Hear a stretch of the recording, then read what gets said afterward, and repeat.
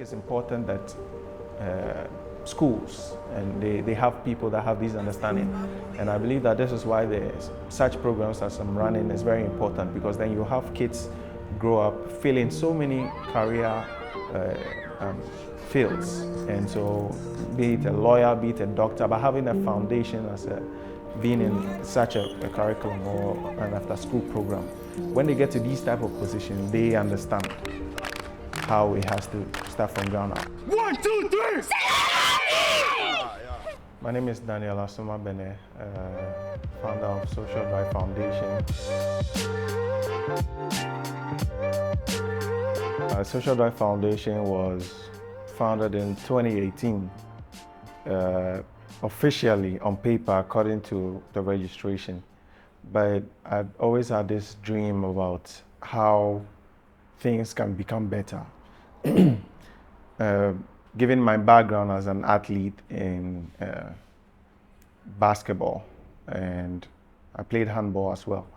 And so I identified problems in the education curriculum that related to sports and how sports was handled from the grassroots up. So my entire journey of how Social Drive Foundation was born was identifying that problem of how our sports is not treated so well in our education curriculum.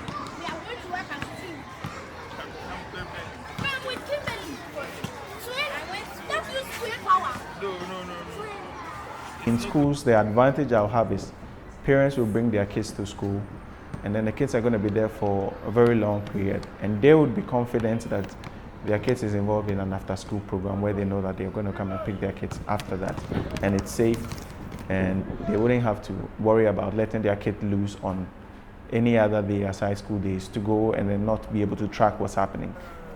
And yeah, indeed, that's actually how it's supposed to be run in school. So, but except that it's not so much after school, it has to be in the curriculum. But given the state that we are in Ghana and how that this is a process, we have to start from being after school.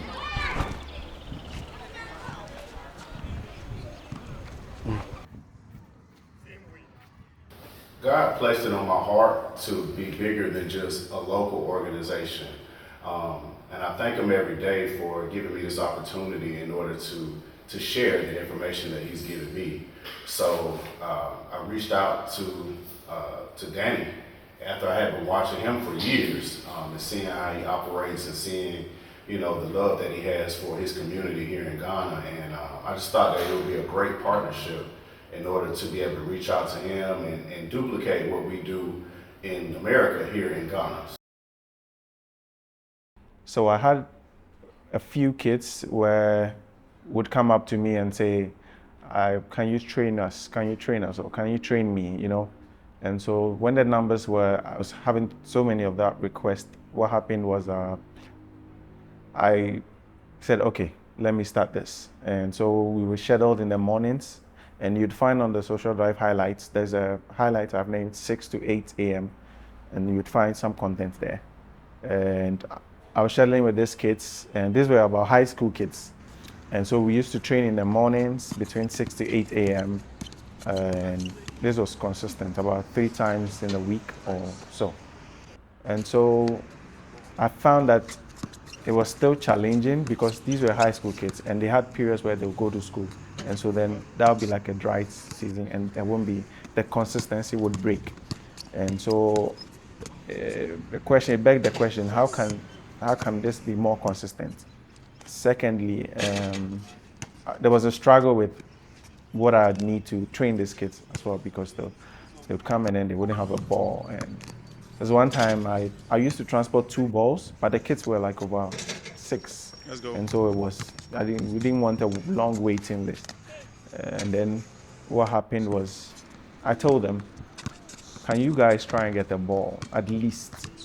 And so one guy replied me that evening and then said, Coach, my mom said she doesn't have money for a ball.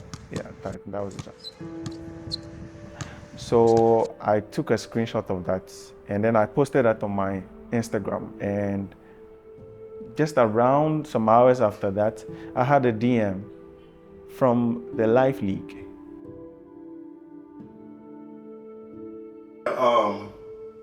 Yeah, I know that scams is a thing, you know, but scams are a thing everywhere.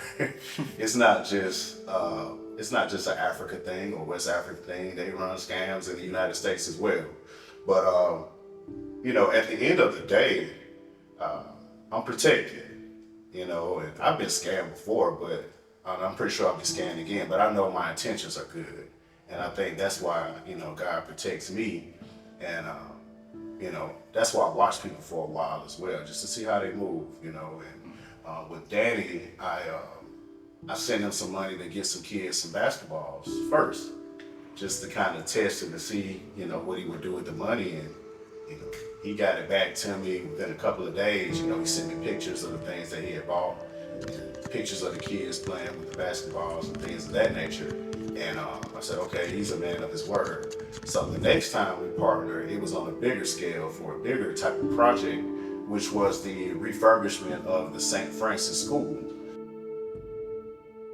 And so we, you know, got together and got a budget together on what it would take in order to paint the court and replace the backboards and replace the rims and labor and things of that nature. So, of course, this was a little bit more money that I had to send, but he delivered. So everything that he said he was going to do, he did it. So that, of course, increased my trust in Daniel, that if I do send him some resources, he's going to do what he said, you know, he was going to do. We have similar, you know, missions, which is to uplift our communities through sports and mentoring. So he was doing a great job before, you know, I met him. He had partnered already with Brittany Moore from California, and they actually ran a couple of events together, and that's where I actually saw him. I don't know how it came up on my feed, but I saw that he was partnering with Brittany, and so that's when I started watching how he moved and how organized his stuff was. And maybe about a year and a half, 2 years later, that's when I actually reached out to him in reference to partnering with him. So I respect Danny a lot for what he does for this community. And we want to work with him, not just in Ghana, but in other places as well.